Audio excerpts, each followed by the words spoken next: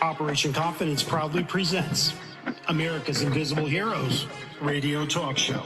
Tune in weekly on Sundays from 2 p.m. to 3:30 p.m. Pacific Time with your host, Consuela Mackey, co-host, U.S. Air Force veteran Matt Davidson, announcer Taylor Marcella, U.S. Army veteran and Strategies for Hope segment host, Dr. Kathy Cash, U.S. Army Reserve veteran and entertainment segment host, Charles Whitehead, U.S. Army Special Forces veteran and I Once Was Whole segment host, Richard Cook, U.S. Army veteran and Lifeline for Women's Veterans segment host, Martha Elena Varela, National Faith Director, Chaplain, and Veterans in Recovery segment host, Anthony Akampora, and U.S. Air Force veteran and Incarcerated to Success segment host, Kevin Lewandowski. For more information or to be a guest on our show, email info@operationconfidence.org.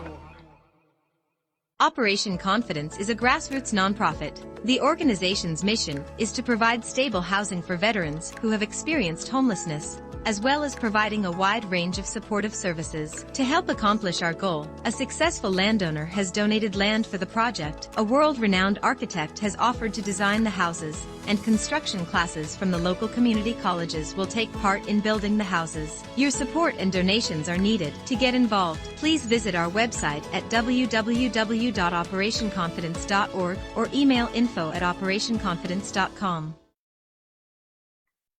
Okay. Well, welcome everyone, and thank you for tuning in to Americans Invisible Heroes. This show is dedicated to our veterans and their families, and of course for our veterans and their families, those who have experienced homelessness. For those who are new to the show, American Invisible Heroes was established to provide a platform for our veterans to be able to share their experiences, heartfelt stories, resources, and challenges. Now, allow me to introduce you to our co-hosts. We have U.S. Air Force veteran Matt Davidson. He's a board member. We have U.S. Army Reserve veteran Charles Whitehead, also a board member. Taylor Marcella, she's a board member and an announcer. And also we have today, which hasn't signed on yet, is U.S. Army veteran Major General Anthony Smith. He has a bi-monthly segment called You Can't Keep a Good Man Down. Dr. Kathy Cash, she has a bi-monthly segment called Strategies for Hope. And then Lauren Hammond, she has a monthly segment called Creative Charities Auction, and one of Operation Confidence's sponsors, by the way. And last but not least, we have U.S. Army veteran Richard Cook. He has a bi-monthly segment called I Once Was Whole. Okay, so we're going to turn it over to you, Taylor, and from there we're going to turn it over to Matt. We would like to thank Matt Davidson for inviting attorney Jodi Galvin, Executive Director of the Community Veteran Justice Project, Chair of the Legal and Reentry Committee of LA Veteran Collaborative, back to the show. Matt, take it away. Well, we had Jodi on the show a while ago, and we knew right away that this lady is a doer. She gets stuff done. Yes, she is. She sort of drifted away for a while, and now the good news is she's back. That's right. She's wearing a different hat now, and this hat is Community Veterans Justice Project, the CVJP. And we want Jodi to talk about what she's involved in right now. And one thing that she did tell me is that diverting veterans from suicide, homelessness, and the criminal justice system, that she says we have to turn off the tap rather than mop the floor.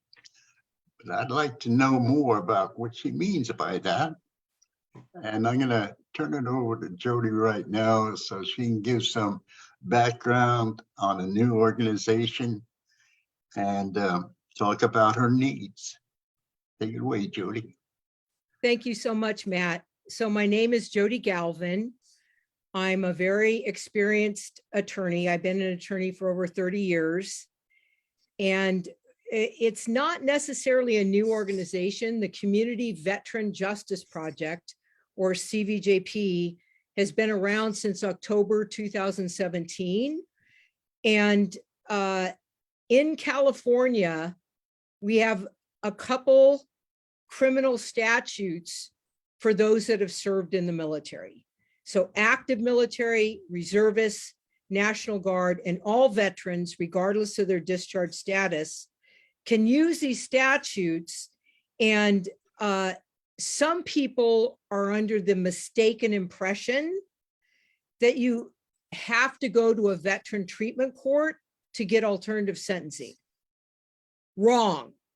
You can use these California state statutes in every criminal court in the state. And there's one for misdemeanors, there's one for felonies, and there's actually a mental health statute that can be used regardless of serving in military service, that can get diversion for any crime other than murder, involuntary manslaughter, sex crimes, or DUIs. So the pendulum is swinging towards alternative sentencing and diversion. That said, our organization is focused primarily in LA County. LA County is the largest county in the country. We have more than 250,000 veterans, and we have the largest number of homeless veterans. Right. There's 10% of all homeless are veterans. Now, that may not sound like much, but when you consider the fact that merely 0.5% of our population serve in the military, that gives you a better idea what that 10% number is. But also, LA County has experienced an increase in veteran suicide. So nationally, that number ranges from 20 to 22 veterans a day committing suicide. Wow. LA County, that number's increasing. It's not decreasing. And what we know is, in being involved in the criminal justice system increases their risk for suicide. So the two former defense secretaries, Leon Panetta and Chuck Hagel, are studying the problem of veterans involved in the criminal justice system. And, one of the facts that they came out with is 1/3 of all veterans in our country have been arrested at least one time. And I think that's pretty staggering. And so what I'm saying is, we have to stop veteran suicides, veteran homelessness, and involvement in the criminal justice system. It's just unconscionable that this population is involved in any of those three categories. And it can't be after the fact. It just can't. So our project, we started this project because we knew these special statutes were on the books, but they were not being used. And we tried everything to get them used until we finally realized we had to start this project in order for these statutes to be used. Now, because of CVJP, these statutes are now being used in every criminal court in all 24 courthouses in LA County. That said, we believe there could be as many as 1,500 justice-involved vets at any given time in LA. But in our 5 years, despite our best efforts, we've handled about 1,100 cases. So we're not anywhere near where we need to be to serve this population. But we know that being involved in the criminal justice system increases vets' risk of suicide, homelessness, and problems. So what we believe we've designed the best model in the country.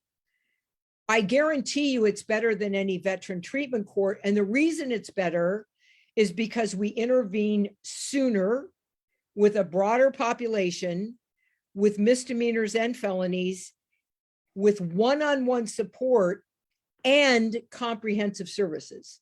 So what I mean by comprehensive services, we're not only helping them get diverted from the criminal justice system, we're connecting them with housing, getting a cell phone, getting VA benefits, discharge upgrades, help with their license, help with family law, whatever service or resource they need, we connect them.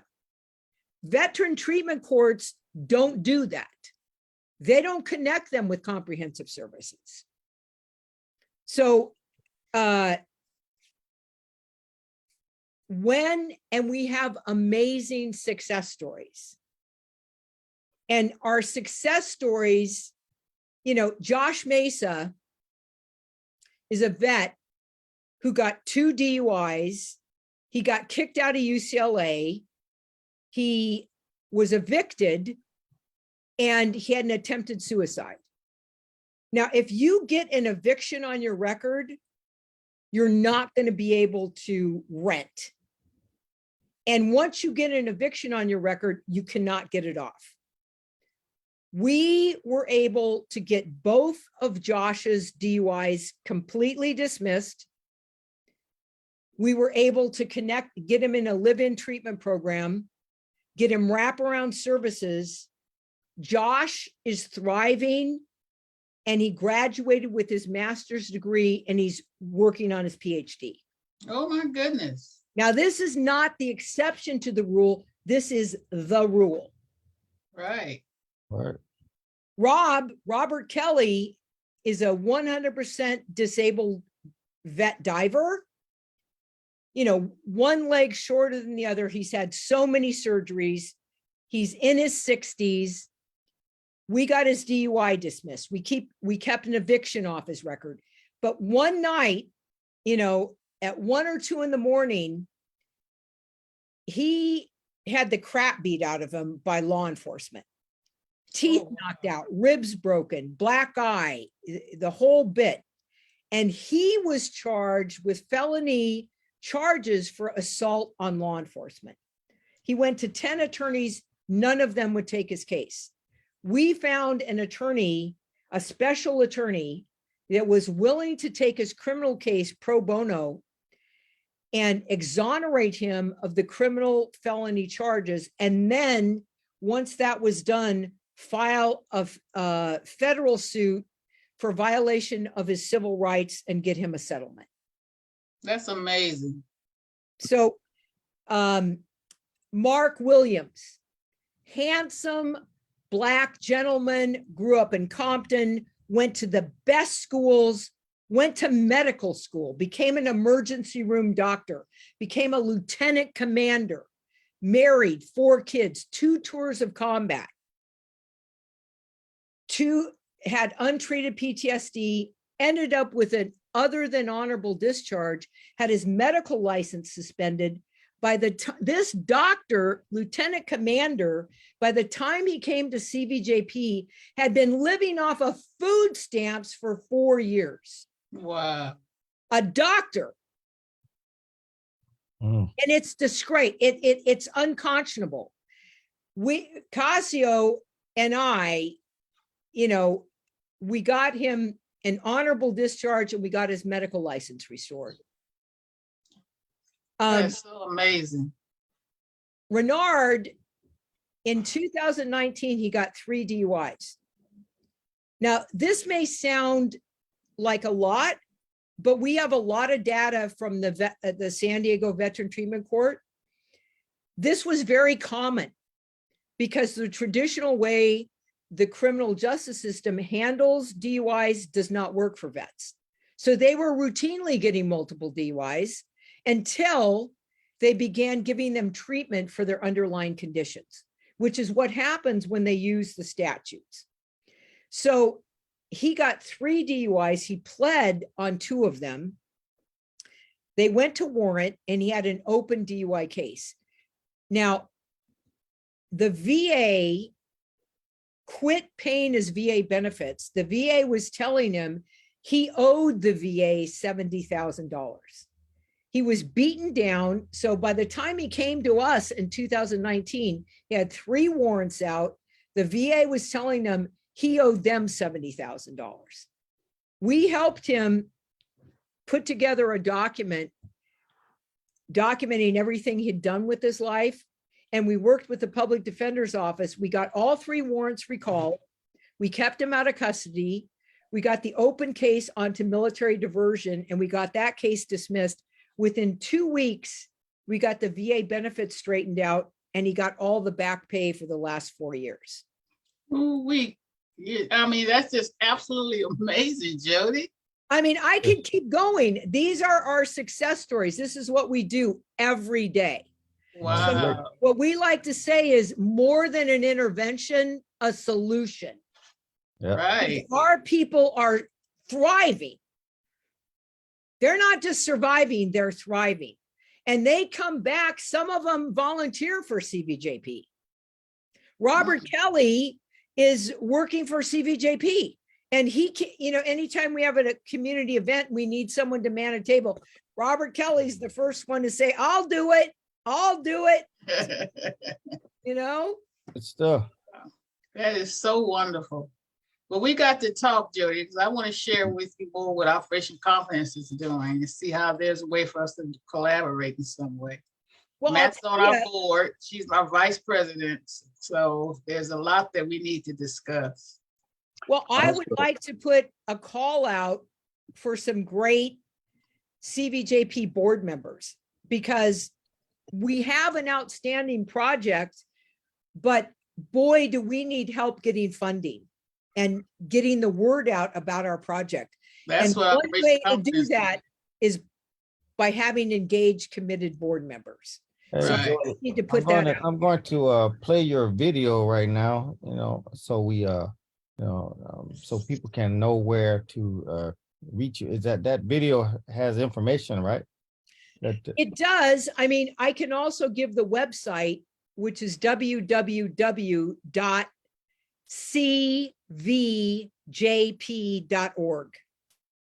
Repeat that.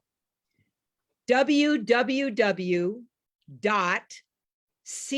as in community, V as in veteran, J as in justice, P as in project.org. Great. All right. Ready to show it.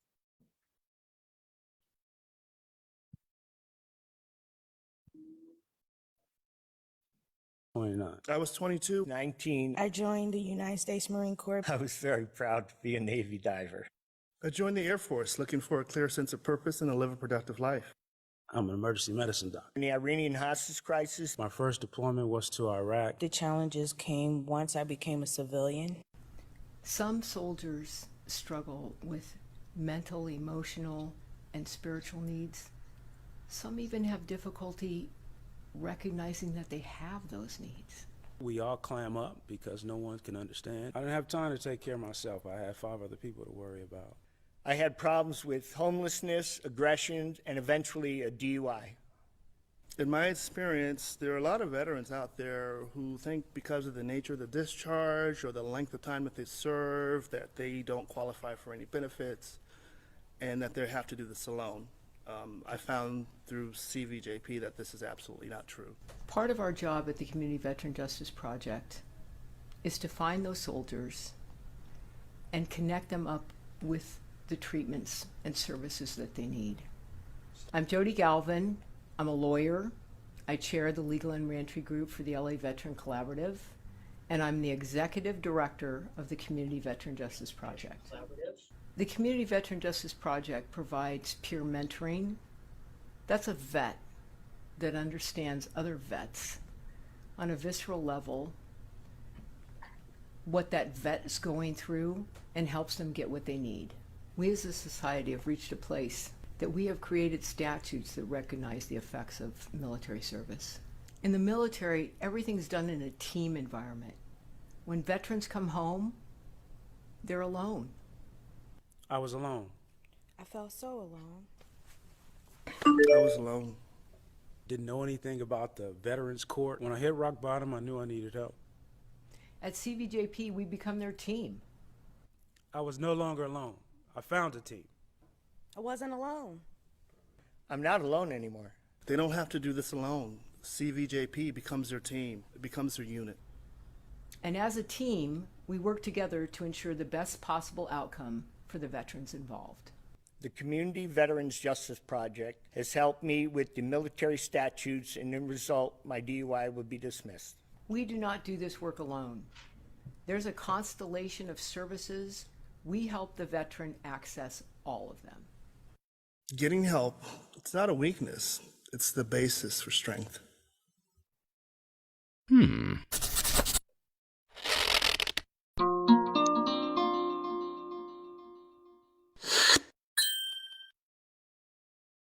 That was super. Thank you so Great. much. Thank you. That was absolutely outstanding. Thank you, Jodi, what you're doing for our veterans. You got just some amazing work that you're doing. And I do want to email you and talk with you at length at another time after the holidays. It's the most fulfilling work I've ever done. Yeah, same with what I'm doing as well, helping our veterans that are disabled and have experienced homelessness. So we have the same compassion. But I thank you so much for coming on the show and continue your good work, girlfriend. Thank you. Thank you so much. Thank all of you. You all do amazing work. Yes, we are. We all trying. Welcome back, Jodi. Thank you, Yeah, Matt. welcome back. Try to think. I know your time is valuable, but we'd love to have you on a monthly segment with all the phenomenal information that you have. And Well, some of the, I'd love to do that. Thank you so much for inviting me. oh my God, I would love for you to and bring some of the veterans on that the organization has helped too. I mean, their success stories need to be heard, you know? Yeah, it would So- inspire other vets, I think. Exactly. So that is super. Thank you. Stay Thank you. around if you can. I will. Okay. Okay, Taylor, you gonna take it away to Attorney Olsen? No, I'm sorry, Charles. Before we go, Richard, well, you said something about you needed help. What is that about? Well, what I was trying to do is contact her. I'll explain more details Oh, if she okay, can call okay. me at some point, because I've gone through something very similar, and maybe she might be able to guide me. Okay. Well, She's too busy, but I'll give you her phone number so you can call her, Well, okay? it's better Okay, if thank he emails me. Email? Okay. Okay. Great. All right. Okay, good deal. all right. Well, I'm going to introduce Attorney Eric Olsen of the Helps nonprofit law firm. Helps is a nationwide 501c charity nonprofit law firm that protects seniors and disabled receiving federal protected Social Security, pensions, disability, and VA benefits from unwanted collector contact. Helps also educates lower income and poor seniors how they can maintain their financial independence. They serve seniors and disabled in all 50 states. They turn no qualified person that way. Eric has been an attorney for 40 years and was the founder of one of America's largest consumer bankruptcy firms. He founded Helps in 2012 to assist seniors who did not need nor could afford to file bankruptcy in order to protect them from unwanted collector contact. He attended BYU. He's an undergraduate in 1974. He went to law school. He went to University of Oregon in 1978, admitted to practice law active in Oregon and Idaho, formerly active in Washington, Utah, Arizona, and Texas. They do not represent persons in court, but in rare cases, Helps client needs to appear in court and will assist in locating a pro bono attorney to assist their clients. He has his English is in Spanish, and he practices English and Spanish in all 50 states. All right. Okay. Eric, take it away. Well, thanks, Charles, and thank you for having me today. I'll just give you what our main message is that will help. And if you've got any questions, you can ask me. So you're right, Charles. I've been in practice for 40 years. I probably filed 30 to 40,000 bankruptcies and helped a lot of veterans during that time too. And one thing I noticed in the practice is, you know, seniors would come to an attorney with financial problems, and we tell them, well, you know, you don't need to do anything. Your income's protected. No one can touch your Social Security. No one can touch your pension, or no one can touch your VA benefit or your disability, but you don't need to file bankruptcy. But when they went home, debt collectors could call them and make their lives miserable, or they could get sued and they'd be scared. And so there's a federal law called the Fair Debt Collection Practices Act that says if a person's represented by an attorney, debt collectors have to leave that person alone. And so that what helps does, we represent people in all 50 states, seniors primarily, and disabled persons who owe debt they can't afford to pay in order to stop collector harassment. They contact us, they enroll in our program, we send what is called a cease and desist letter out to their debt collectors that they owe money to, and the communication dries up. And then we represent these people ongoing so they never have to deal with debt collectors again. You know, if I had 50 seniors in the room, maybe 49 out of 50 wouldn't understand that their Social Security and their pension, their income is protected. They don't need to use it to pay debt they can't afford to pay. It's available for their medicine, for their food, for their heat, their utilities. And then there's a way to stop the creditors from harassing them. And we talk to a lot of veterans too, and we inform them about help them. There's a benefit called aid in attendance. I'm not sure, Consuela, if you've talked about that benefit. There's a huge percentage of veterans and widows or spouses of deceased veterans that are entitled to that benefit that don't receive it because they don't know about it. For a lot of different reasons. And this benefit is available for generally lower income seniors that have financial problems and can give up to a couple $1,000s or even more in their budget to help support them and take care of them. So that's what we do. I mean, half of seniors in America, and that's almost 40 million, have incomes within 200% of the poverty line. They're classified as economically vulnerable, and they retire owing more debt than ever before. And so a lot of seniors have these problems with debt. They don't know what to do. And, you know, if you don't know what your rights are, you know, debt collectors can really take advantage of a person. They can manipulate them and, you know, scare them and make them worry when they don't have to. And that's what we do. Is we're the only law firm in the nation that does what we do. And that's people find us on the internet. They call us on the phone. They might call us several times. They decide to enroll in our program, and then they give us the creditors they don't want to deal with anymore. We send a letter, and then they're free from that harassment. Most common thing we hear is peace, return to my life. So, Right. but we do a ton of other things too. We educate seniors how they can maintain their financial independence. And like Jodi, I love what I do. I mean, our clients are very appreciative. We're all over the internet. People are very thankful when they find us, and we love helping veterans too. You know, to let them know about, you know, these financial rights, especially the lower income ones that they're entitled to. Attorney Olsen, I have I'm sorry, I have someone that has some questions for you. That's Ann Montague. Ann is representing the Rosies Riveters and the Rosies movement. She's on. She has some questions that she wants to ask. Sure. You're muted, Ann.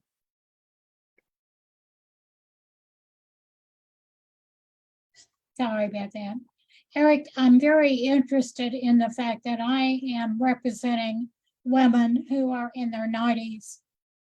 Most of the women that I've interviewed over the last 14 years, meaning women who worked on the home front in World War II, are gone now. But we still have essentially, probably I would say around the country, as many as 300 or 400 women who worked on the home front. It's frequent that women will come to me and ask me, a recent example is a woman was approached by a contractor to redo her house so that when she died, it would sell for more. And in the long run, he took the money and didn't do the work. And here I'm in the state of West Virginia at this point, and they did nothing about it. Now, another example is that the women were very often widows of disabled veterans, but their own fear of losing their own pension from their husbands is very great. And I haven't been able to find a group yet who would discuss with them, you know, what are your rights as the spouse of a deceased veteran? Are those good questions for you to answer? We'll talk with anyone. Yeah, well, one of our attorneys works with veterans exclusively. We deal with veterans and veterans questions all the time. We don't represent people in court. Okay, it's not what we do. Our primary focus is to protect seniors from collector harassment and then educate them about their financial rights. And as part of that is talking with veterans and informing them, this is what you need to do, and informing about a benefit they might not be entitled to. Now, are you explicitly representing people in your own state? Is that Oregon or Washington? All 50, we represent people in all 50 states. Okay. We don't represent people in court. Okay. So, and we technically don't get legal advice, but what we do, there's a federal law called the Fair Debt Collection Practices Act, and it says if you're represented by an attorney, debt collectors have to leave you alone. And so these seniors who have debt or creditors, they don't know what to do. Creditors are bugging them. They contact us and we let them know, hey, no one can touch your VA benefit. No one can touch your disability. No one can touch your Social Security. No one can touch your pension. It's protected.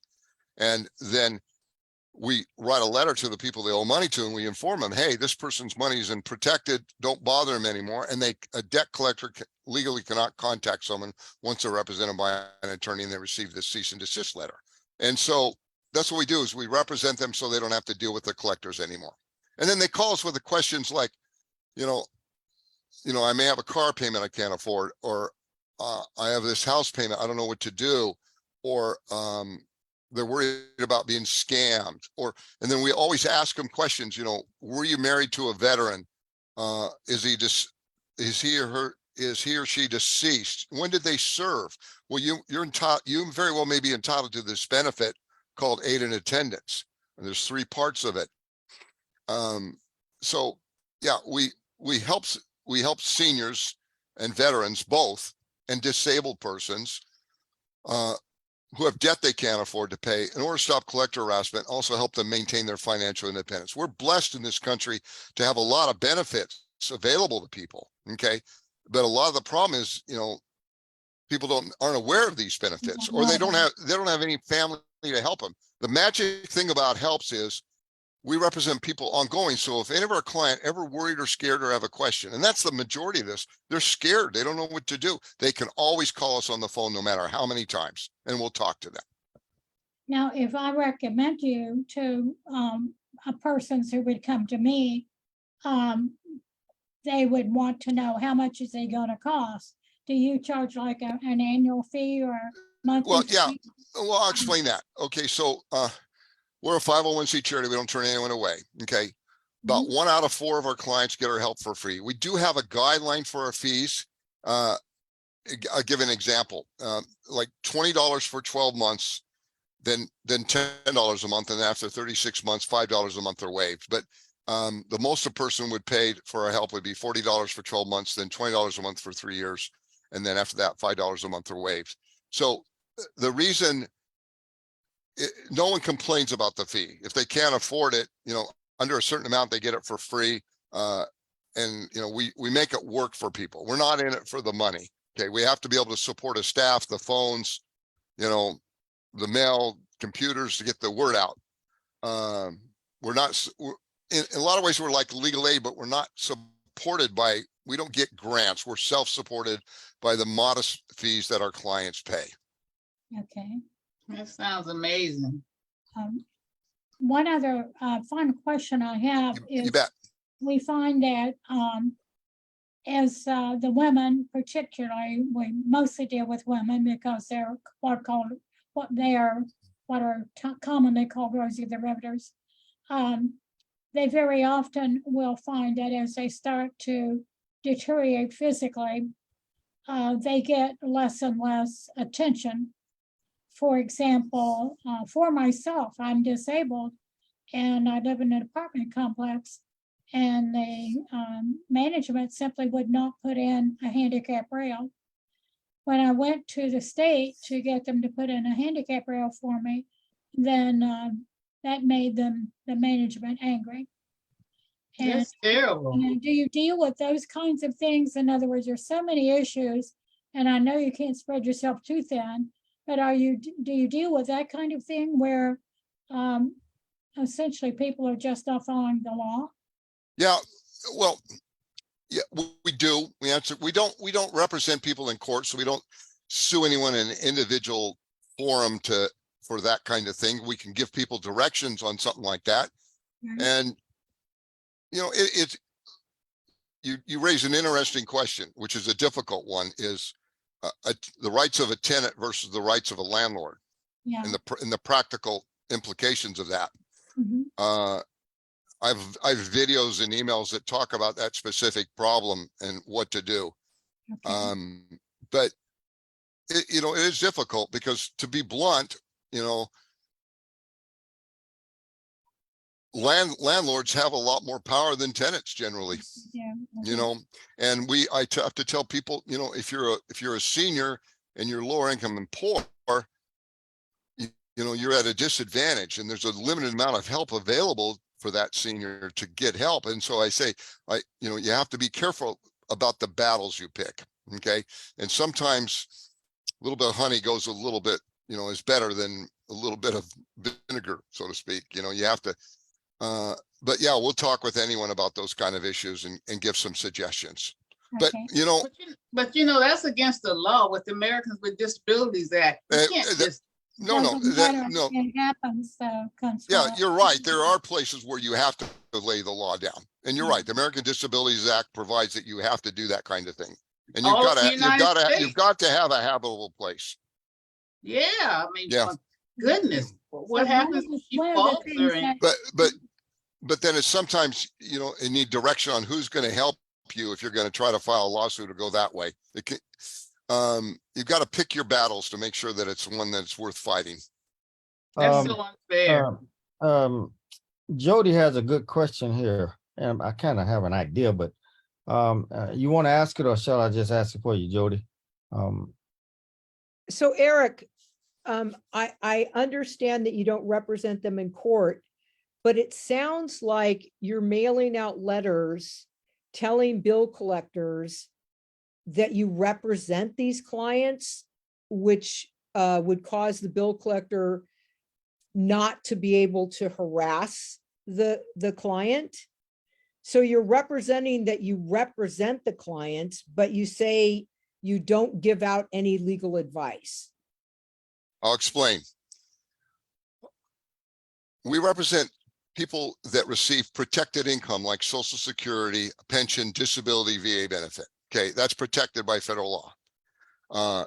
We represent them for the purpose of having an attorney to receive communication. And the letter we sent advises the debt collector, hey, we represent this person, their income is Social Security, they can't afford to pay their bill, the debt, they need it for their basic needs. If you have any questions, you contact us, you can no longer communicate with them. So what that does is that communicates to the debt collector, hey, this person that owes this money, they get Social Security. Nothing we can do to collect from them. And we know under the law, under the Fair Debt Collection Practices Act, we have to communicate with this attorney.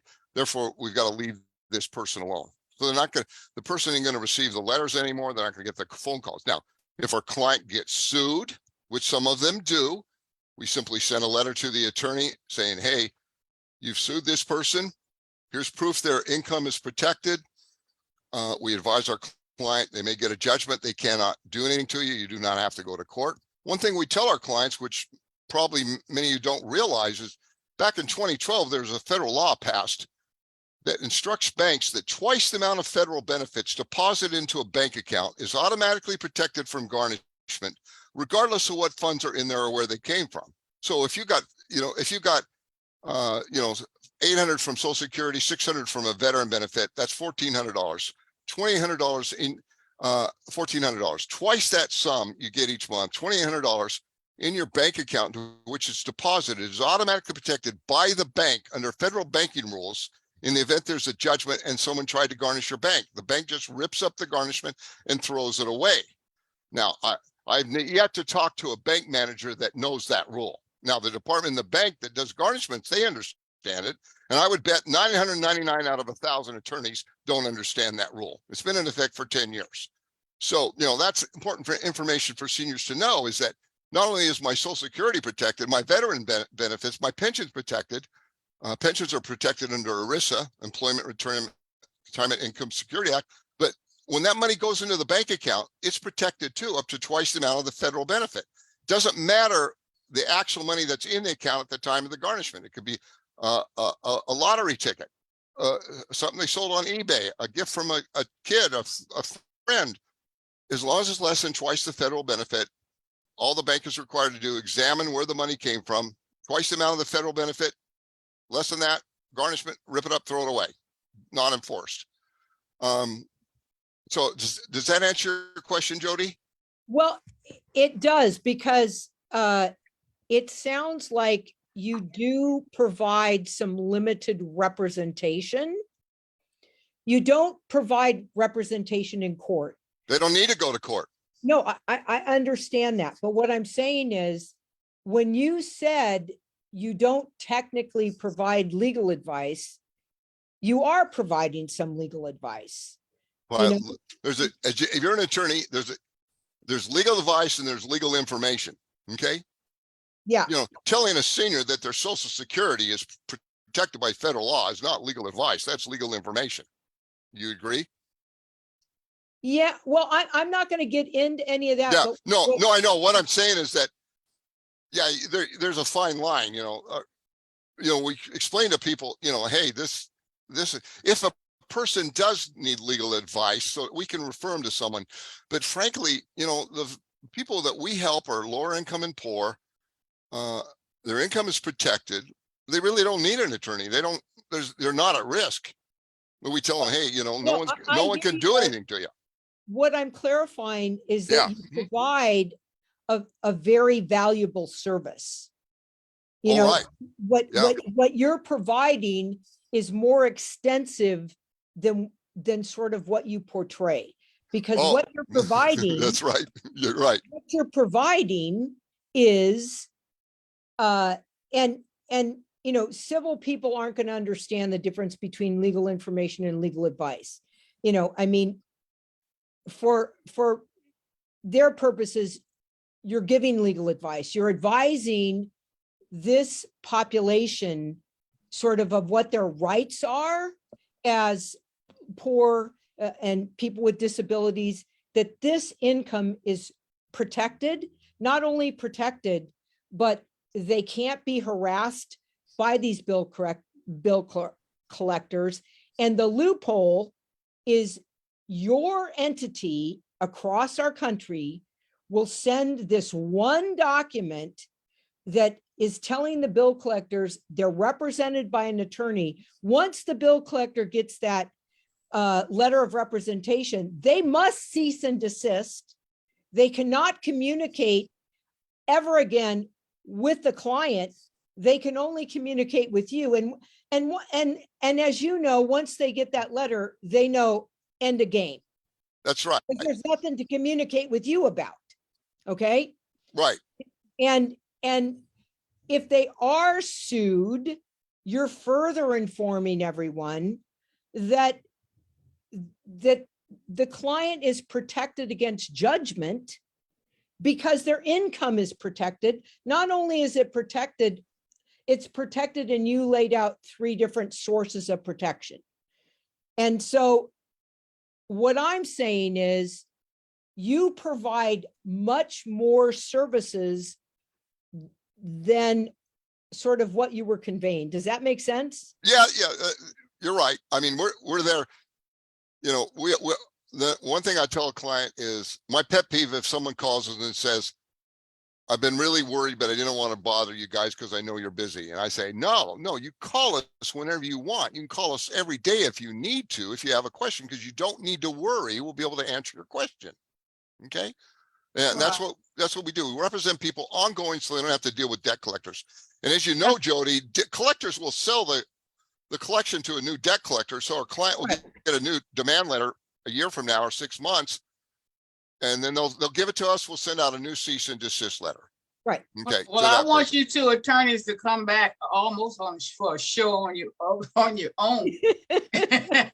Yeah, we could be able to share some of this information because it's very important. All right. It is very important. I mean, a lot of are people that find out about helps. They're very thankful.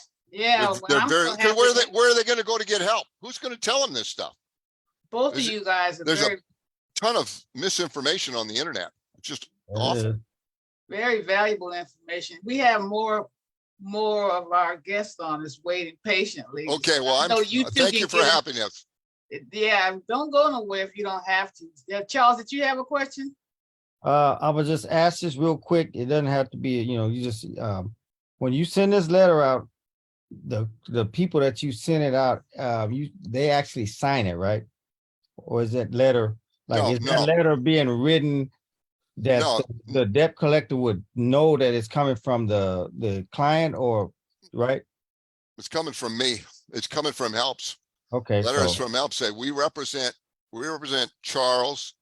Okay. He owes this debt. He can't afford to pay it. Don't bother him anymore. If you have any questions, contact us. Okay, and that's kind of where Jodi was going with that. that. And that dries up the communication. I mean, that's our basic service, but we do a ton of stuff other than that. Okay. Our second. I'm sorry, Ann, you have to get in touch with Attorney Olsen. Yes, I will. I was waiting for his email address. Well, yeah. Well, our website is, www.helpsishere.org. Help stands for Help Eliminate Legal Problems for Seniors. And we're all over you can just Google Helps Nonprofit Law Firm, and we've got scores of videos, and you can spend hours on our website. But my email address is director@helpsishere.org, and it's helps is with the cutoff age, Eric? What's that? What is the age at which you start defining a senior? Age is not important. It's the source of income. We've got people in their 30s, maybe even their 20s, that are on disability that are part of our program.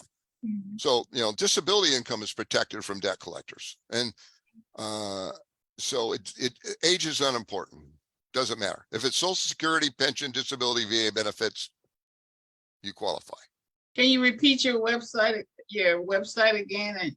www.helpsishere.org. And what about your email address again? Slowly.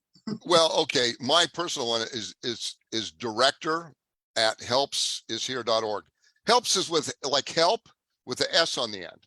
Right. Okay. And you can also just Google, or search Helps, HELPS nonprofit law firm. Okay. Eric, if you could put it in the chat, that would also be helpful. Okay, I'll try to do that. Right. That is so amazing. Thank you so much. And we want you to come back on I'd love to come back. There's a lot of things that we could talk specifically sometime about aid and attendance benefits for veterans that a lot of them aren't aware of. Yeah, I'm sure. And based on your schedule, at least monthly, come back and share. You and Jodi. Yeah. It's a wealth of information. I thank you so much. You have no idea. I'm quite sure our listeners and our viewers are very excited on what you had to share. Okay, so we're moving right along here. It's on you, Taylor. We would like to welcome back Navy veteran Osiris Munir. Osiris was born in Amarillo, Texas, and grew up in Waco, graduated from George Washington Carver High School at age 16. Her parents waited for her to turn 17 before allowing her to join the U.S. Navy. After spending 3 years in the Navy stationed at Norfolk, Virginia, Osiris began to hang out with people from New York, DC, Virginia, Philadelphia, and New Jersey. Most of them were artists during military time to make some extra money and travel. Receiving an honorable discharge from the Navy, she found herself in Santa Rosa, California, where her parents and family had relocated. There, her short stay as junior president for the Northern California NAACP left her open for new ideas and new explorations. She became a licensed group home director for a youth-focused mental health initiative program at Oliver Group Home and the Santa Rosa Neighborhood Youth Court. After her contract ended, she applied as an admissions and records employee at Sonoma State University in Roanoke Park. During the day, Munir worked full-time at Sonoma, and in the evening, she attended night classes to complete her Bachelor's of Science degree in liberal arts, English, and foreign languages. After penning a letter to 7-time Grammy-winning producer, vocalist, and arranger Maurice White of Earth, Wind, and Fire about her being a metaphysician, Osiris received a personal invite from the producer to visit the Complex studio in West Los Angeles. From there, Munir packed her bags and moved to Los Angeles. After meeting Maurice in person, she was introduced to an inner circle that would lead her into the William Morris Talent Agency, Universal Music Group's MCA Records. Munir is a sought-after industry professional, author, intuitive abstract expressionist painter, and TV show host personality for 15 Minutes The Show. You can find her on her website at www.expressinabstract.net and follow her on her blog at www.ankentertainment1.net. Again, that's www.ankentertainmentone.net. Her guest today is Karen Lewis, a mother of 2 beautiful daughters born hearing in a deaf world. She created the Community Deaf Center that changed her passion in ways that she can share with community families and businesses. As a community leader and builder that has 5,000 plus volunteer hours in the community and recognized by the city, they continue to collaborate with other community members, leaders, and families to educate, enhance, support, and encourage. So without further ado, welcome back. Wow, I don't even know how to say anything after all of that. I know, right? So All of that. Hi, everyone. First of all, I'd like to thank Dorsey, even though she's not present, because without her, I would not know any of you. I would have never heard of this program. Sitting here thinking about some of the journey I experienced as a homeless vet without knowing of any of these programs really touches my heart. So I'm a Vietnam era vet. And when I got out of the Navy, as Tyler said, I was located in Santa Rosa. That's where my parents were. My whole family left and went back to Texas. And because I had always dreamed of coming to California, I decided to stay. At the time, I was married to an abusive person, my first daughter's father, who beat me. And I finally was in my living room one day with all of the curtains closed. And one of my friends came over, her boyfriend came over, and he said, "What are you doing? Your kids are running around, you're in the bed, the curtains are closed, what's wrong with you?" I had no idea that I was depressed. I didn't know what depression was. I'd never heard of mental illness. At that time, I didn't even know the word to describe. I thought I was just sleeping during the day because I was tired. So he introduced me to Buddhism, and I had previously been very interested in metaphysics in general, because in my community and my family, I just didn't see any examples of what so-called spiritual behavior was supposed to be. I didn't see it. So I figure if some people are going around saying they're religious and spiritual, then their behavior should match what they believe in. And I didn't see any of that. So I went headlong into metaphysics and the whole thing. And back to make a long story short, I ended up in LA. Again, I had mental illness and didn't know it. And me and my kids basically were on the streets here. I was too ashamed to go back home. And so I had also been introduced into the entertainment circle and had this kind of passion anyway. Even as a kid, I used to perform for the family because we couldn't go nowhere. You know, you have to understand, I grew up in the 50s, so girls weren't allowed out the house. And I grew up with brothers and, you know, so it was a really different lifestyle.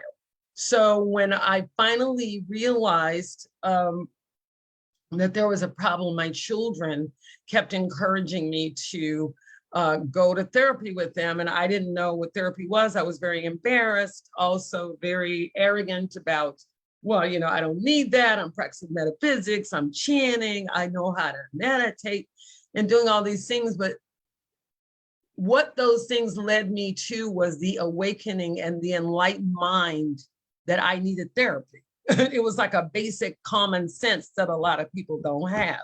So that was the first thing that happened. So after I was on the streets, I didn't know what to do. I kind of got stuck. I met a woman that was so beautiful that I will never forget her, named Jessica Arnold, who was a VA rep and advocate for vets. And she found out about me and just walked me through what do you call it? The welfare offices, all the offices so you could get you food stamps and all those things. I had always liked to work, so I was very independent in my thinking. Fortunately and unfortunately in some ways, I'm not the vet that was uneducated. My parents, you know, were somewhat educated. They taught us to read, if nothing else. My dad would force us to read. My dad was a nurse's aide at the local hospital in Waco. And so I started out wanting to be a candy striper and saw some blood on the floor and passed out. I never did that again. So I ended up, they thought my personality was much more suitable for entertainment. And even though my parents talked me against it, like everybody there is crazy, drugs and whatever, it drew me still. It drew me because I felt that something was happening. So after Jessica got me off the streets, you know, I went through living in motels, living in my car, giving my kids back to my parents for a year because I had nowhere to stay and I didn't want to drag them through all of the things that I had to endure in order to be the Osiris and the queen that you see sitting here in front of you. So I had a lot of things happen to me to guide me along the way, the right people to show up, the right situations to come forth so that I could go. And then once I found that I had mental illness, I immediately just took care of it. I went to get therapy. They put me in an art class and found that I could paint, that I had some talent. And even as a child, my brother and I used to draw, but you know, we never had money to go to anything, to drawing school, obviously, just like these kids know how to do things. So anyway, after that, the VA wanted me to go on the road to do some art thing that they wanted me to do. And also, I was in my living room. I didn't know that I could paint. This is before the VA art thing. I didn't know anything. And some boy said to me, yeah, I don't care if you think I'm crazy, whatever, this is the truth. Said, why don't you go paint? And I said, who the F are you? Like, you know, what's going on here? I thought maybe I was having a loop or something, a breakdown, and they didn't tell you, oh yeah, you're gonna have some kind of breakdown. But the inner conversation between me and that boys continued and led me to doing, after I was told that I couldn't get in the Barnesdale Art Show, a woman they fired the guy and the woman ended up taking over the Barnesdale Art Center. They invited me to participate in their annual art show. Then from there, I got interviewed for some blog spots in Paris for some of my work that reminded them of Buford Delaney, who I'd never heard of. I've never heard of Black abstract artists. I just had no idea all of these things were going on. So all of that to say that the person you see sitting here goes to therapy regularly. I decided to, because I live an organic lifestyle, became a vegetarian at 19, started doing yoga at the same time, and all of my metaphysical information. I decided and told the VA to just monitor my blood pressure because I have a tendency to get hyped up and worked up, and I have this energy level, and the rest, let me take care of it. And all of my women doctors there wholeheartedly support my organic choices for my lifestyle. I tell you, when I sit here, I have 5 herniated discs in my lower back and 4 in my neck from an accident, 2 terrible accidents that happened to me that put me back. But because I've done yoga and because I know a lot more, I think, than the average person about the body and about how to sustain it, how to keep it healthy and keep it in a longevity kind of spiral. I will tell you that at 70 years old, I feel better than I've ever felt. And I walk around and dance and everything else with the 5 herniated discs and the 1 in my neck that they told me I would never walk again. So yes, and then also, they didn't know why I still had 20/20 vision so they made me retest because they couldn't believe that I don't wear glasses. I'm like, I do eye exercises, and it's a bunch of stuff you guys don't know. And that's my lifestyle, and that's why I do what I do. So that's pretty much, long story short. But more than that, on my TV show, I was on LinkedIn one day, and I go through things because I'm very cause orientated. So I like, we gotta say something, we gotta do something, and I think I was protected and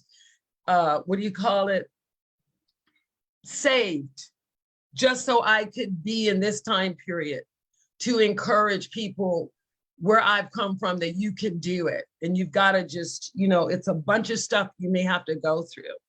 But that's the journey, they used to tell us in Buddhism. One day when I would say, I don't have any place to live, Reverend Takano, I have no money, my kids are starving, he'd go, congratulations, congratulations, tough times. Good for you, keep going. And so they would do these little simple things like you would tell a child. And I would go home like, what the hell is he talking about?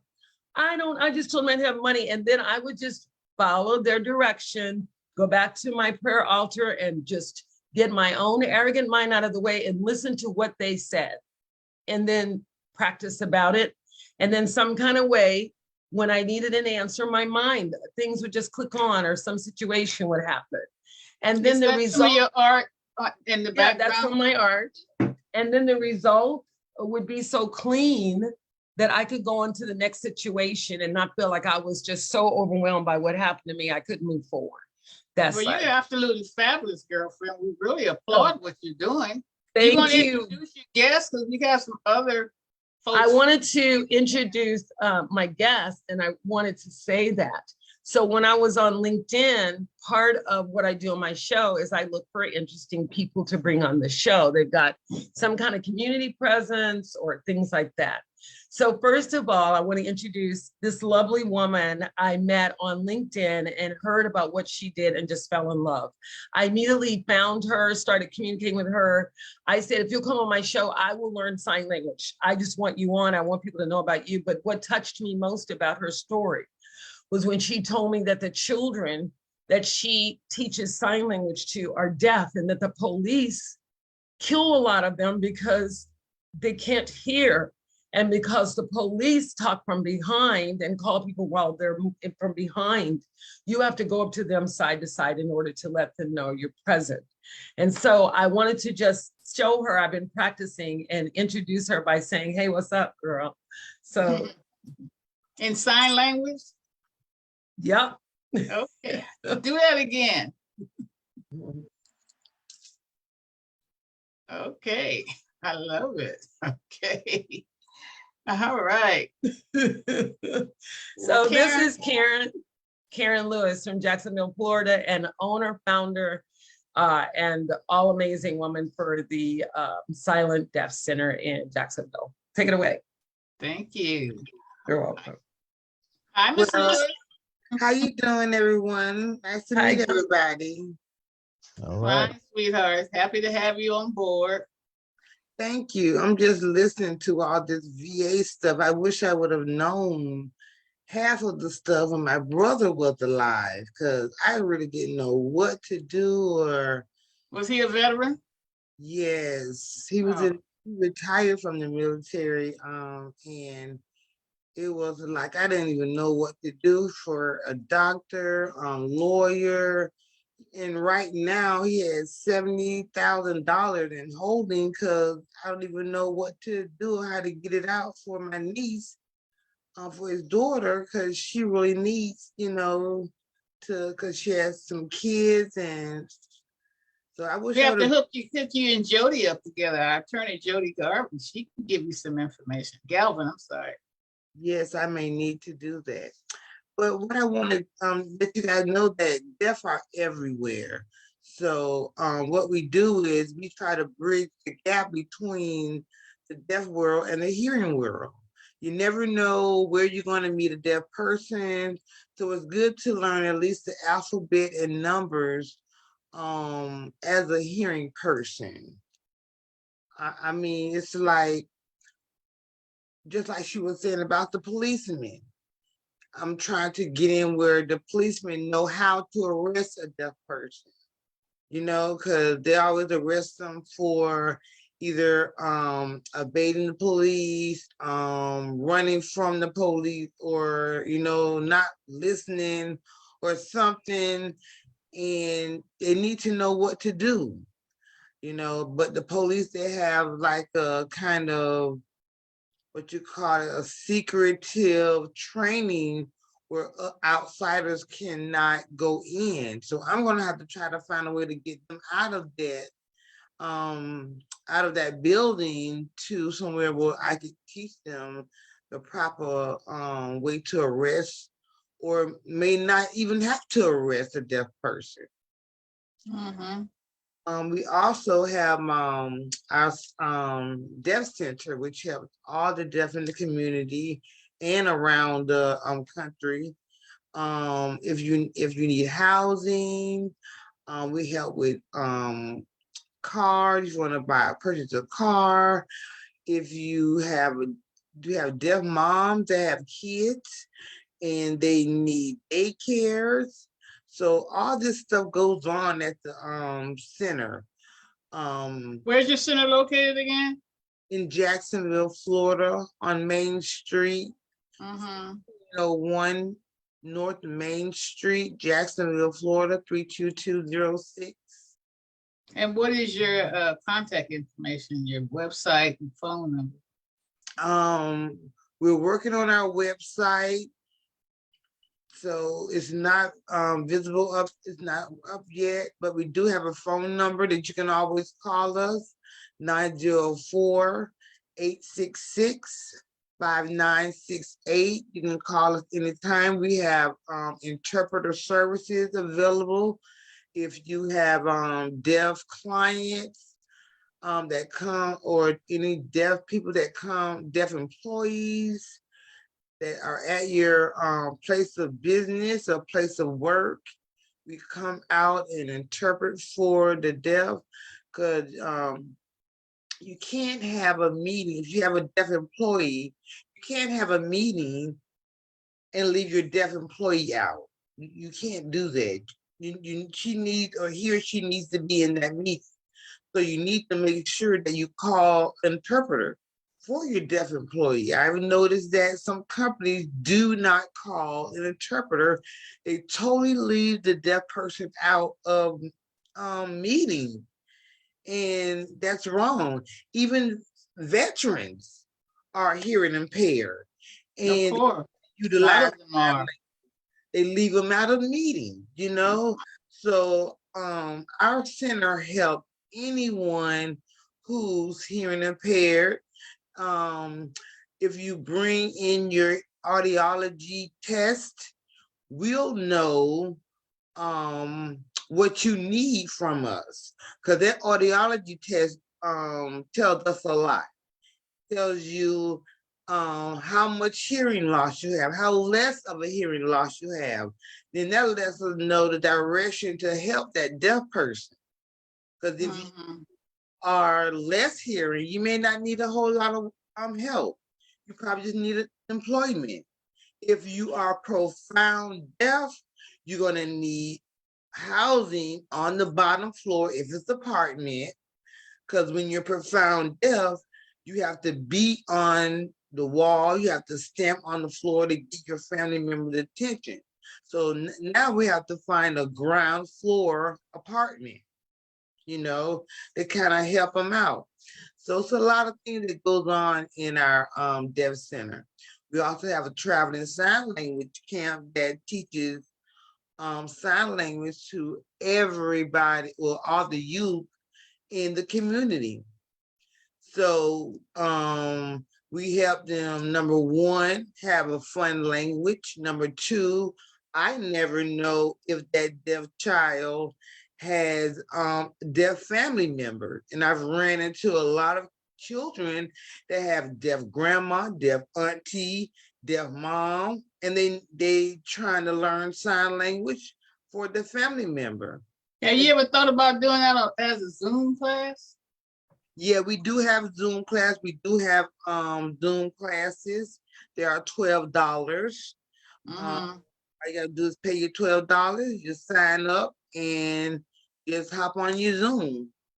All of our classes are 1 hour each. So you can either come back to the next class. We have private sessions. We have one-on-one. We have group sessions. You can come as a group. So we have a lot of ways that you can learn sign language. You can even call a class for your family. We have family sessions. We also have family sessions if you have a deaf family member. You can come in and have your whole family learn like I did. We had one deaf family member. And my auntie said, hey, you need to come so we can learn sign language because you have a deaf family member. All of us came, we learned sign language, and I'm the only one who stuck with it. I'm the only one.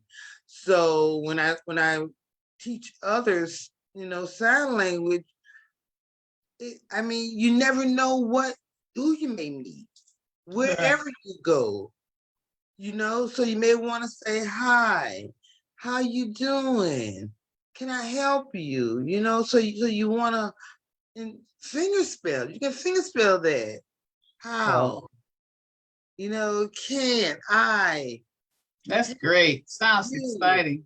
You know, so we want to talk to you more about that. Seems like we can have that a part of Operation Confidence as the American Visible Heroes, because we have a segment host that comes on that's with the blind veterans of America, and of course, the deaf veterans are just as important.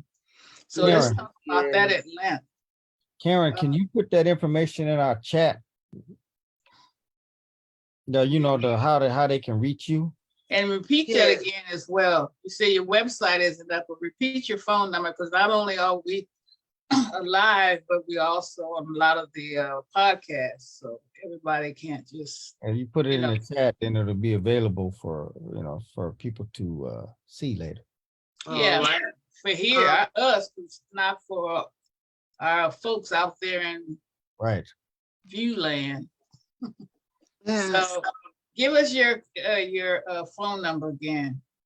904-866-5968. You can call the office at any time. Repeat your number. 904-866-5968. Put that in the chat as well. Yes, ma'am. What's the name of the business again? A Silent World Deaf Center. Okay. Okay, great. Well, thank you so much. We welcome you back again. Your wealth of information that needs to be out, especially the part about educating our law enforcement. That's extremely important.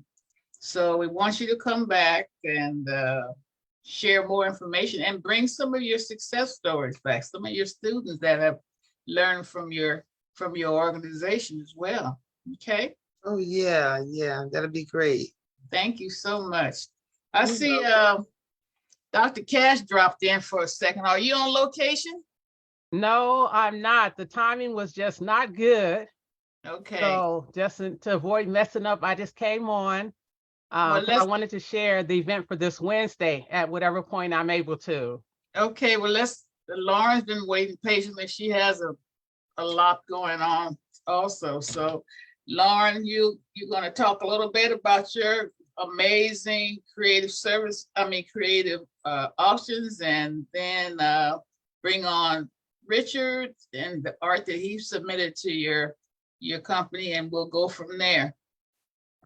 Okay. Yes, my name is Lauren Hammond, and my company is called Creative Charity Auctions. And I raise money for nonprofits and charities, schools, synagogues, churches, and any other organization looking to raise money. And we have hundreds of items in our inventory where we provide silent, live, and online auctions. So we have art, music, entertainment, collectibles, sports, travel, lots of travel from local, domestic and international. And we bring in what's most appropriate for every event that we do. And we're constantly changing. And in January, we're working on a lot of new items that we'll have. And if anybody is ever looking for something and they don't see it on our online site, and we have also where people can go on and buy something online and pick a charity they'd like us to donate to. But if they don't see something, they can call us, because we're constantly creating new items or looking for new items to add to our events, so that there's something always different. There are certain things that just tend to sell wherever we take them, so we like to include those, and then constantly add new items. And so that's what we're doing. And since the pandemic, we started doing online auctions, and we'll be doing that. In January, we'll be doing a lot more. And there are some nonprofits that haven't been able to do their events this year. We had a couple cancel this past month because of COVID reappearing, and so they are doing it next year, or we're helping them do an online auction after January. And so we can help work in any way possible. And I brought, Charles, if you would show some of the photos. I have some photos of just some of the items that we have available, or some of the setups. And based on, where we are and what's available. And so this is some of our art pieces. We have a lot more. And but this is just some different kinds of things that we have. And we do, we have a little bit of everything. And so we like to include those. And so if there's anything anybody is ever looking for, or if they know a nonprofit, and Connie, you and I spoke about doing something next year where we can raise money for Operation Confidence, which I always love to do. Right. And you've participated in several of our yes. events, and we're thankful for that. I'd like to do an online auction for Operation Confidence in January. Okay. And so we'll put that together. And so these are some of these are some of our biggest sellers. And so I always like to include them, but we also have a lot of new items coming up as well. And we'll just keep adding to it. Our travel packages are constantly changing. Well, there's some that just sell at every event, but we'll be adding more. Tuscany is a huge seller. Africa, Temecula balloon flight, Santa Barbara wine tour, Dana Point whale watching. And so we have all price ranges. And so we include those. Spain is huge, Barcelona, the Greek Isles. And so please, if you know anybody looking for gifts and they'd like to buy something and donate at the same time, we're so happy to help do that. And our whole goal is to raise as much as we can for nonprofits. And so please think of us if you're ever shopping, and let me know it was here where we met, and I will donate it back to Operation Confidence. Thank you. And also we have Richard who submitted some of his amazing artwork to your, We will be using Richard's art pieces, which are beautiful, and he does some beautiful photography work, and we will have those on. I will be showing you some at the next time I appear. well, And I I have a think, photographer I who's going to think be taking Charles, photos of them to put on online. So Charles has a few of his pieces, and he's going Great. to tell you very quickly how that's done. Richard, Yes, right here. okay, Charles, you want to show his art? Well, as soon as he gives his presentation.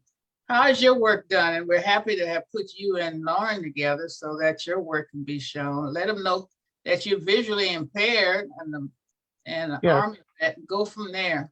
So if anybody does select one of the items, I am visually impaired. I'm not legally blind, but I'm visually impaired where I'm blind in my left eye and blurred in my right eye. So technically, I'm kind of at that stage where I just can't see things. But I look at things in a different way when I use the camera. Now, I'm going to say it like this. So people have to understand what they're purchasing at some point. Before you get into that, Okay. Richard, tell us a little bit about who you are quickly and how your disability was brought on by your tour in the military. Okay. Well, that's still being looked into again because I just had my discussion with the PACT Act people. What the PACT Act is anything that has other areas could cause other things health-wise. So they're still going to be looked into. But I would say that's because in the 20s, early 20s, I was deployed to Haiti and come back from Haiti. Then there was other things that were somewhat kind of causing certain things, vision-wise, speaking-wise, different type of things. What do you mean by in the 20s? 20s what? Not 20s, I'm sorry. That's another problem I have is brain damage where I'm at 2000s. Okay, in the 2000s, we came back from Haiti. And at that point, I was always told by the Army doctors that I had high cholesterol and high blood pressure. And so catching up going forward, the VA hospital here in West LA has told me they're going to look into further things for high blood pressure because I should never have that condition. But the condition caused me to where I could not see from the high blood pressure, and the cholesterol caused me to where I could not do things camera-wise. So, but I do things now in a different way because I just take my time.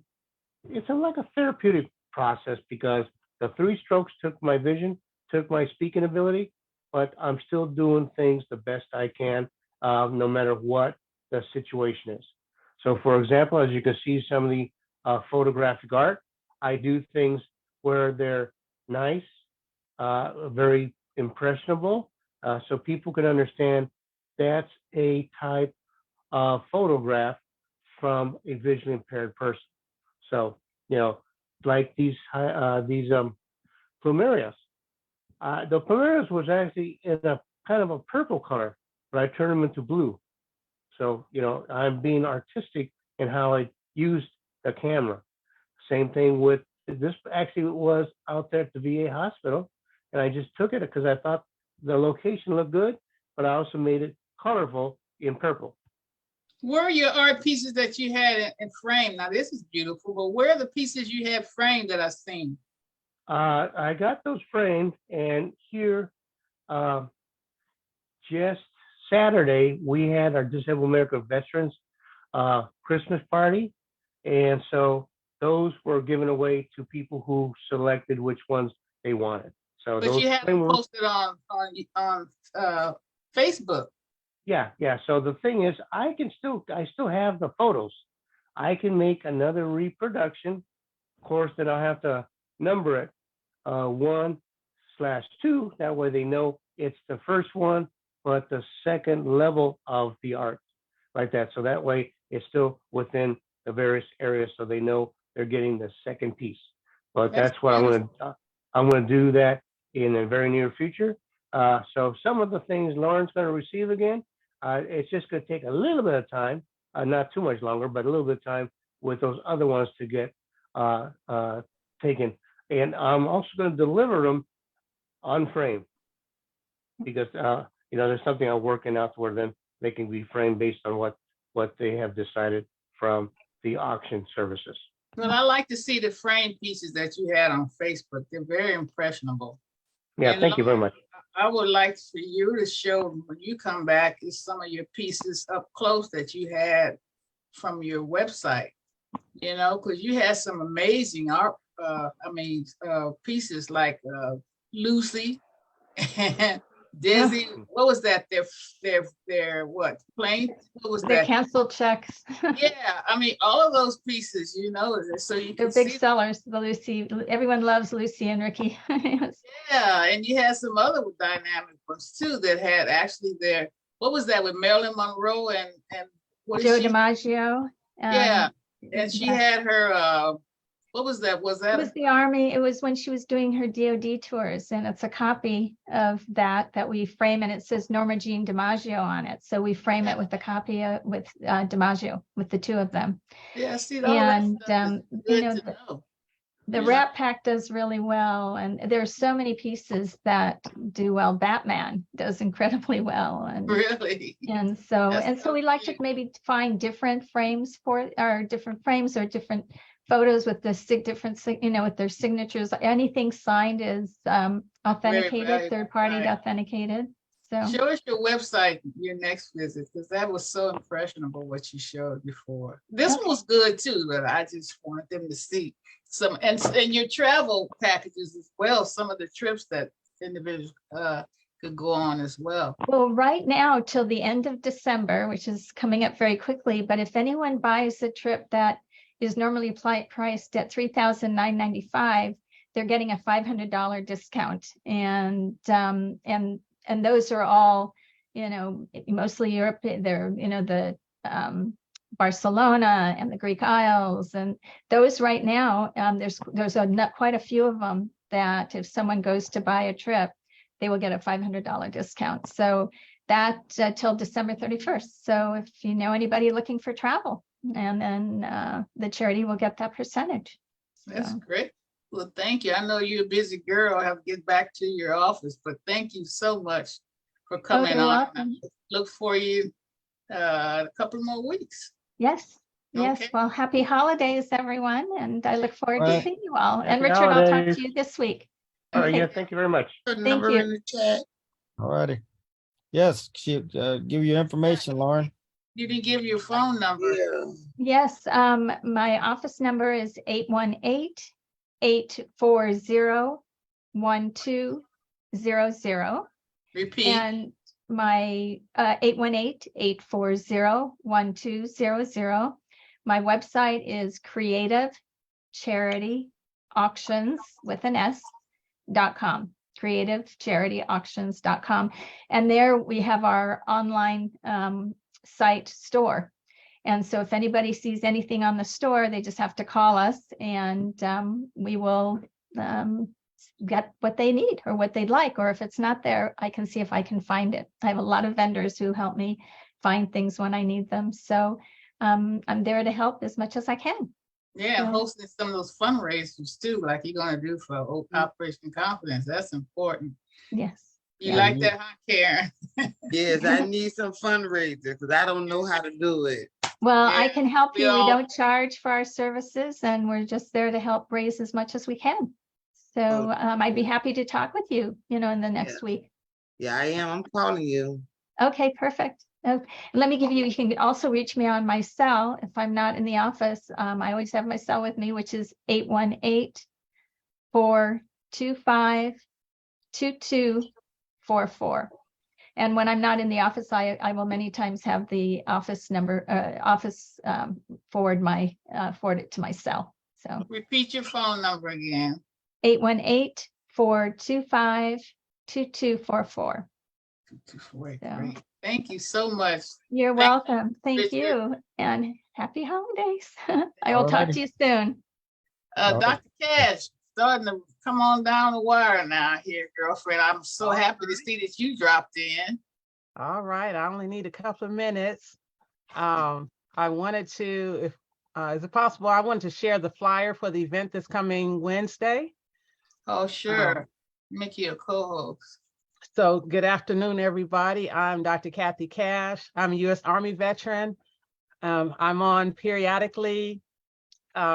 Strategies for Hope is my segment and the name of my company, because as a peer support specialist, which is what I am, a certified peer support specialist, I provide support to veterans to support them in navigating through the system, reintegrating back into the community, and doing those little simple things that we take for granted. When you're in the military, whether it was a while back and you're now coming back from homelessness or from some other situation, or you're transitioning out, things are different in the civilian world than they were when you were in the military. So as a veteran who has lived experience, I take my lived experience and I support other veterans as they go through their own experiences. We know those who've been to the VA, no matter where you've been, whatever VA you've been to, it's always a challenge to get what you need because we don't know the right questions to ask. And sometimes because of that, we don't get the help that we need. But one of the things, I recently retired from federal service, seasons, everything there is a season. So my season of service for the government is up, but I am still serving my fellow veterans in the community. And I am serving through an organization, which is where I started 12 and a half years ago. I started with Vet to Vet. And that's an organization in the community that serves veterans. The same thing I'm doing is peer support. We're supporting one another, veterans who have mental health issues, veterans who have substance use issues, veterans who are formerly homeless. We support all veterans. And because we support veterans, that is what I love to do. That is my lifeline, if you will. Because even though I'm not working for anyone anymore, that is what I'm doing. And I'm trying to pull up the flyer because on this coming Wednesday, December 21st, we are hosting a Did I veteran. make you a co-host already? Yes, I'm pulling it up. Yeah, I see it. Okay. So on this coming Wednesday in Compton, 700 North Bullis Road in Compton, we're hosting a military family holiday party, and we're having arts and crafts, music. It's just going to be a great Christmas themed event. And children will be receiving gifts. Parents will be receiving gifts. We have many community organizations that have joined in with us. We have, as it's here, Vet to Vet, which again, that's what I'm part of. Volunteers of America, and VPAN, which is Veteran Peer Access Network. That's the arm of peer support services that are located in the community here in LA County.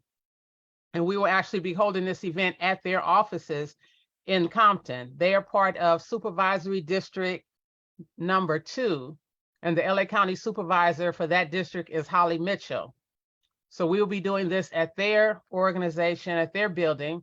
And along with us, we have Mindful Veteran Project, Gail Soffer. She's been one of my guests on this show before. Gail Soffer will be conducting the arts and crafts segment. And we received toys from the youth, from the Consolidated Board of Realtors and the youth division of the National Association of Realtors. We received toys from them, a donation from them, and then also donations from Determined to Know Christ Ministries. Then there are some other entities that did make it to the flyer, but that are supporting this event. Oftentimes, we're looking at veterans who they are, what word do I want to use? They're like at the bottom of the list. They are the ones who are financially challenged. They're the ones who are homeless. Sometimes it seems like those veterans get all the attention, But there are other veterans who have come through those ranks and who are making it, if you will. They are productive citizens in our community. They're helping others, they're serving others.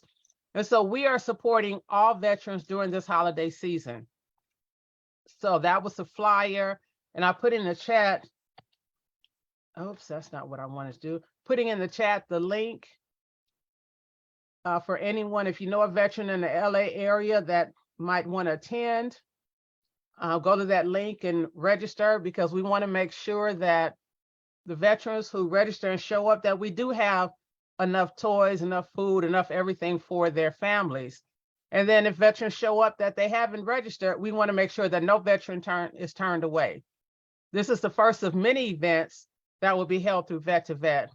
So I'm also asking if there anyone who would like to make a donation, if not to this event, to a future event, or just want to connect and collaborate. I can be reached at strategies4hope@gmail.com. So that's strategies, the number 4, hope@gmail.com. Operation Confidence will have a table, and we'll be showcasing something is on. Okay. We'll be showcasing the combat boots and laces, and also the men's, I forgot the name of the men's program. Distinguished Veterans. Distinguished Veterans. So we'll be highlighting the programs that are going on with Operation Confidence, because once again, my passion is giving information to the veterans. While I was driving in, I heard one of the attorneys who was on earlier talking about the helps for seniors. So many things are going on that we just don't have information about. Right. And I am just pushing information, because it's so much, and you're not going to get there. One person does not have everything. But if we get a bunch of us together, we'd get a whole lot of information out there. That's so right. One of the things we'll be doing is, not on this date, but in the future, through Vet to Vet, hosting veteran support groups. Oftentimes you're going through something, you think you're the only one who's going through it, but you need support. You want to talk to somebody else. You can realize, oh, you went through it, oh, you overcame, or you're working through it. Oh, wow, that gives me hope. And here we go, strategies for hope. That's how we bring hope to one another.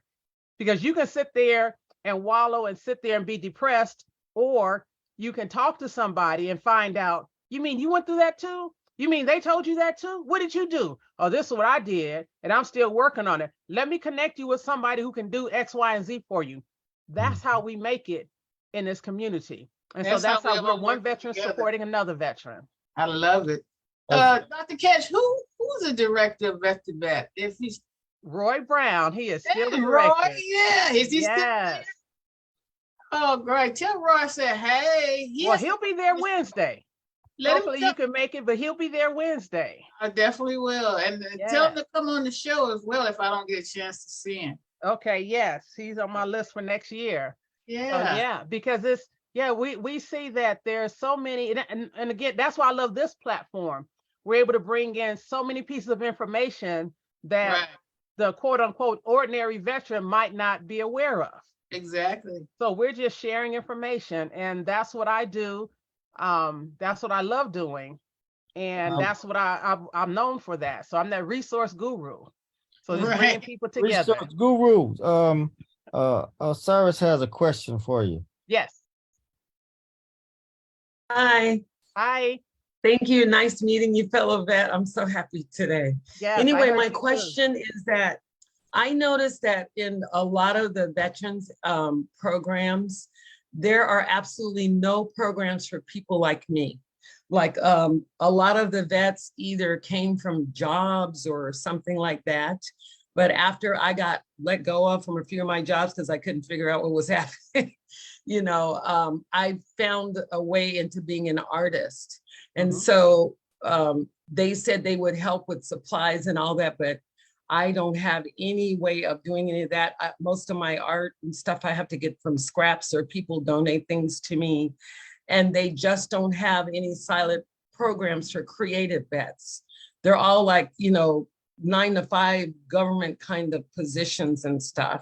But if you tell them I earn a living, or I'm trying to earn a living by creating art and all the things that I need to do to express my anxieties, that's why I do what I do, then there's no support. So if anyone out there knows anybody, Cash that's has the person. let me know. She's been on the show several times. Huh, Dr. Cash? Yes, yes. Give- Phyllis Miller. She does art. Put And her in the chat. I forgot the name of the organization, but it's an art organization. It's I want to say, well, I don't even know if it's in San Diego, but it's in California. So I can connect you with them.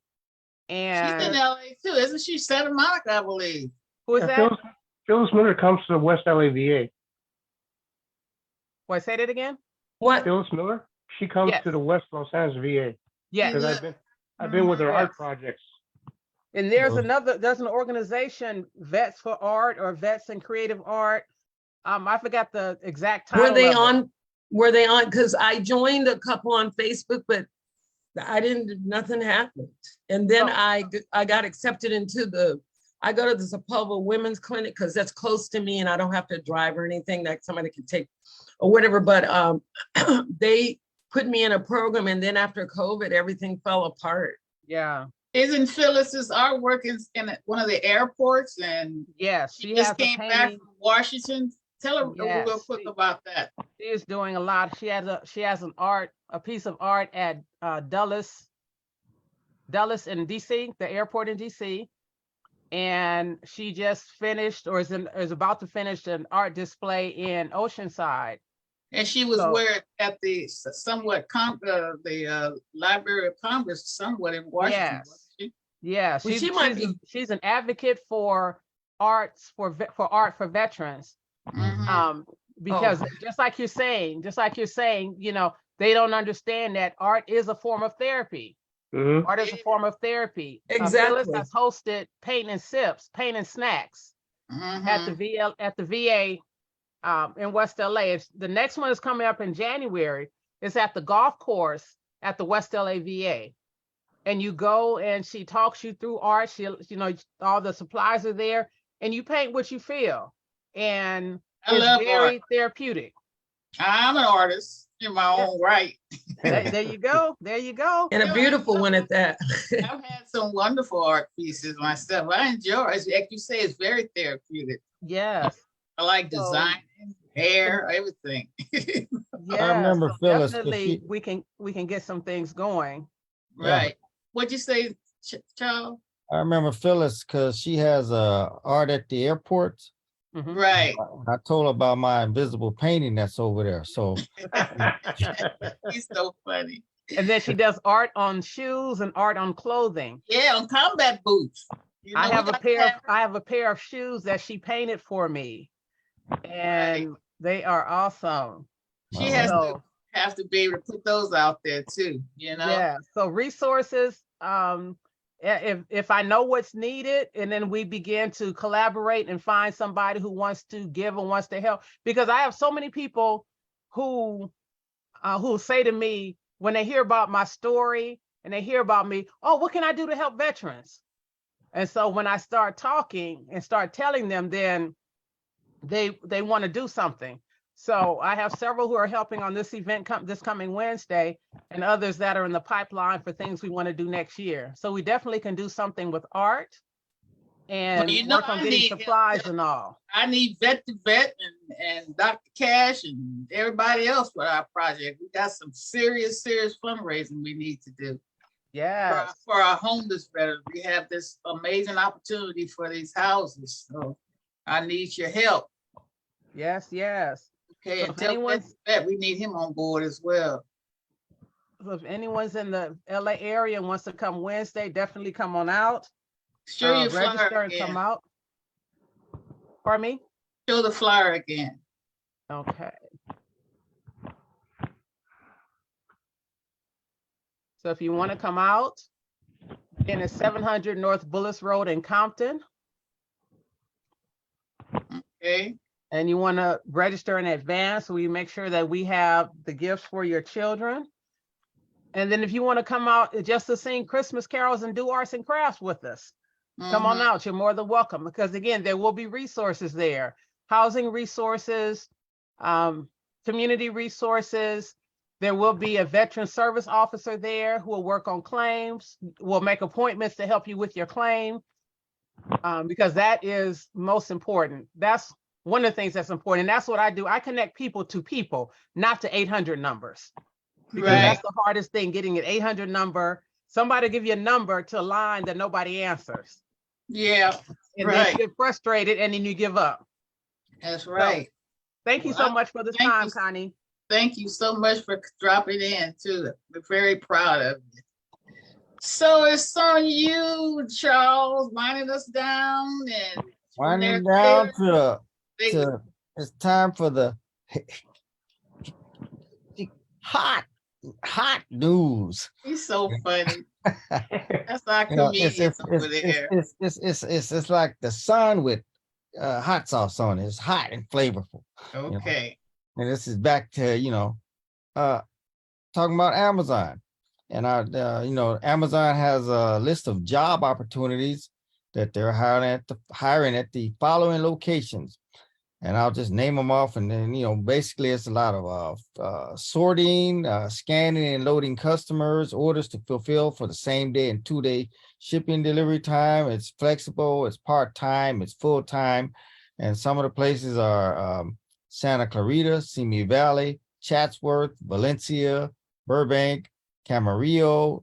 You got some at the Los Angeles delivery station, the Gardena delivery station, Huntington Beach delivery station. And you can the hiring websites. The websites are amazon.com/hourly jobs near me. They got amazon.com/students hourly jobs. They got the amazon.com/military jobs. And they have the amazon.com/PWD hourly jobs. And so, don't forget to, all applications are live now, and they fill up quickly, especially around this time. And they ask everyone in need of a job in LA to send your app in as soon as possible. I would suggest that candidates also text Amazon to 77088 in order to be alerted when more applications are open. That's Amazon, text Amazon to 77088. And the contact person is Crystal Martinez. She's a staffing coordinator at LAX North and part of the workforce staffing. And her email is mmcrysta@amazon.com. That's mmcrysta@amazon.com. And that's basically the hot news for the day. You got some funny news too, folks. I got a little, I always like to show a little something, a little funny clip. I like to show a little animal humor here as he's so funny. So I pick out a little something that's out there and got a little voice. So I'm gonna show you what I got today. Here, let me see. Let me pull it up first because it makes sense to do that. You're supposed to have it up. I got it all right here. It's all in the good. All right. Okay. So let me close this and do it again. Here we go. All right.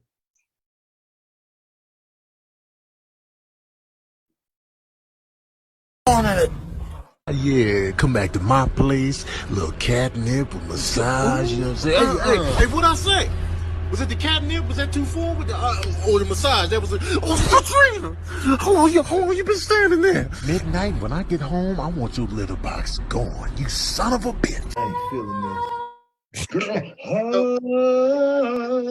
Crazy. I love it though. It's so funny. Well, okay, Taylor, take it away, girlfriend. Before Miss Connie closes the show, we would like to encourage our viewers and listeners to visit Operation Confidence resource page for some amazing resources. I would also like to inform our viewers and radio listeners about Amazon Smell. When making your next purchase on Amazon, please go to Amazon Smile and type in Operation Confidence in the Choose Your Organization donation box. Amazon will make a small donation to Operation Confidence. And also, to get involved in Operation Confidence Tiny Houses project, please visit our website and send us a message on how you would like to be involved. Also, we would like to inform everyone about Operation Confidence Positive Redirection Team, a group of male and female veterans who are mentors having overcome similar challenges and situations transitioning back into mainstream society. To be connected or become a member, email us at info@operationconfidence.org.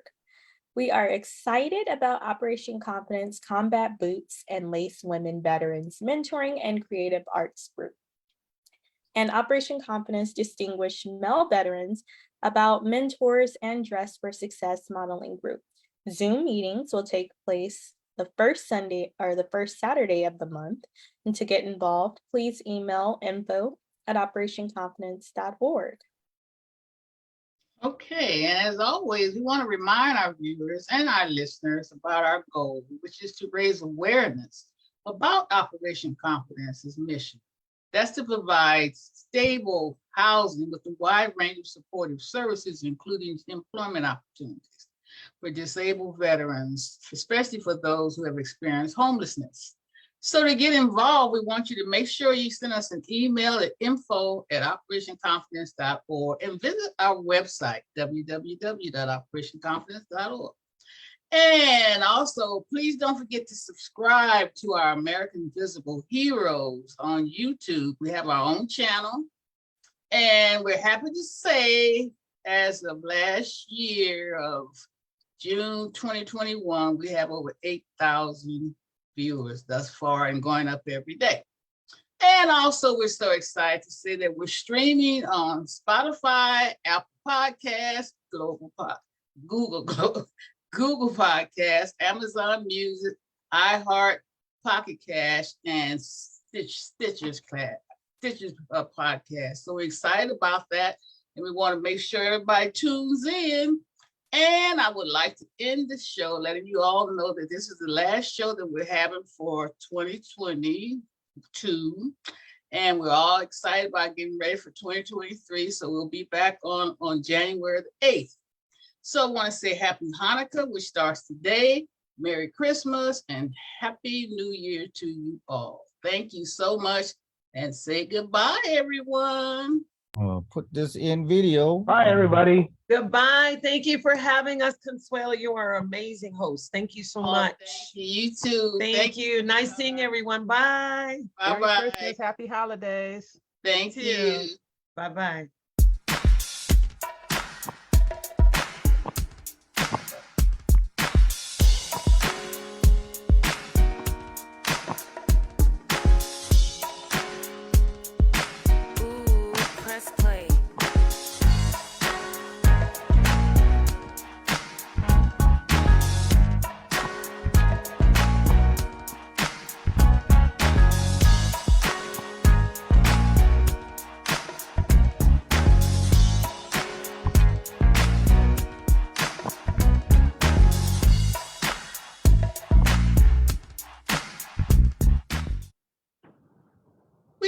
Bye-bye. See you next year.